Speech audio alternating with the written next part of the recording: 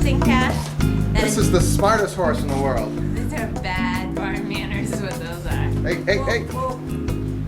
So today on Garden Fork, we're gonna cook rhubarb, and for once we're not gonna make a rhubarb cobbler or, come on back here, or rhubarb crisp.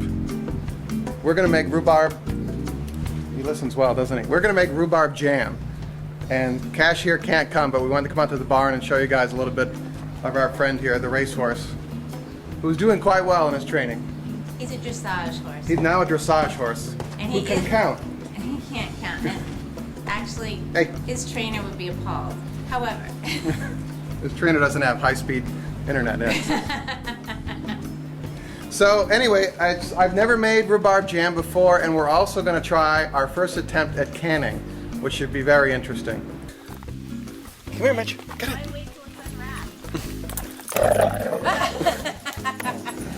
It's a hit. You want to take it out of the package first? Sun's right here. It's nice. After a little shower. Yeah, I can shave. No, not that kind of shower. Oh, after the rain. So we need some rhubarb for our rhubarb jam. So, you know, where we live, it grows like a weed. So we're just going to harvest some. Even though it's like almost the beginning of summer, you can still use your rhubarb? Yeah. I thought it was you were supposed to eat it in the spring.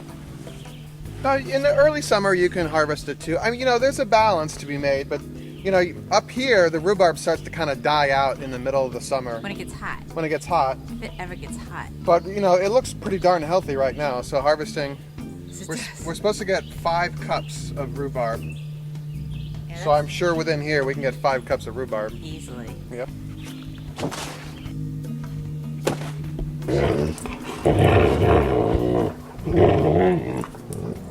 So we're going to take rhubarb and chop up 5 cups of rhubarb. What's going on back there? We are we're going to take our rhubarb jam. It's a rhubarb strawberry pineapple jam actually, and we're going to try and can it. People have been asking about doing a canning episode. This isn't the official canning episode, but It's the unofficial it's canning. because this is kind of fly by night. But I just went on the web and tried to figure it out. And we have some canning jars with the right kind of lids and everything. So And you saw what happened with the smoked salmon. yeah, right. Did you have to wash it? Well, yeah, you got to wash the rhubarb. Just kind of run it underwater, you know. I got to sharpen my knife. What's going on the sidelines here? I think that's like sibling rivalry or something. Or Twister. Perhaps just Twister. My knife is really dull, so I'm going to sharpen it with my knife sharpener. This thing takes all the guesswork. It takes all the guesswork out of how to get the right kind of angle on your blade and everything. It's really nice. Sharp. It's great. It's really because you know, trying to do it with a stone and everything. I can't do it. So does it matter if the rhubarb is green or red?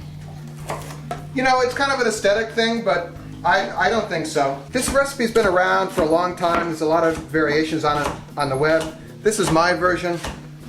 There's a couple on there that have way too much sugar, I think. Doesn't rhubarb need a lot of sugar? Not always. I like the tartness of rhubarb, you know. But this has Jello gelatin in it, which is kind of a cheater. Ew. But I think you'll like it. I've never eaten rhubarb raw before. Really? Yeah. It's like eating lemon. You're gonna make a face. Wow. I told you. Did you just say you like the tartness?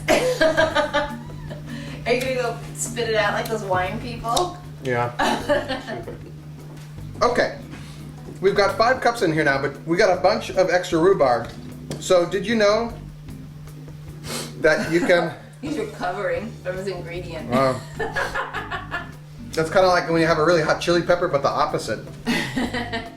But you can freeze rhubarb, so I'm going to show you how, okay? First, just chop it up. Okay, so you have all this extra rhubarb, and you're wondering what to do with that. You just put it on a sheet, a cookie sheet. And then we're going to do what's called, I think they call it flash freezing. You just put this in the freezer until the stuff freezes, which is, you know, an hour or 2. You want it all in one layer. And you put this in your freezer. We're also going to put in some strawberries. That just balances the tartness. Yeah, and it just seems it's a classic mixture. It's a classic, classic combination is rhubarb and strawberries. The pot's bigger than the stove. It's the beauty of the camp stove. To this, we're going to add 1 can, 20-ounce can of crushed pineapple, and then I'm going to add a cup of water. Okay, we're going to put this on the stove and cook it down. Stir it up. Yeah, we'll stir it up too.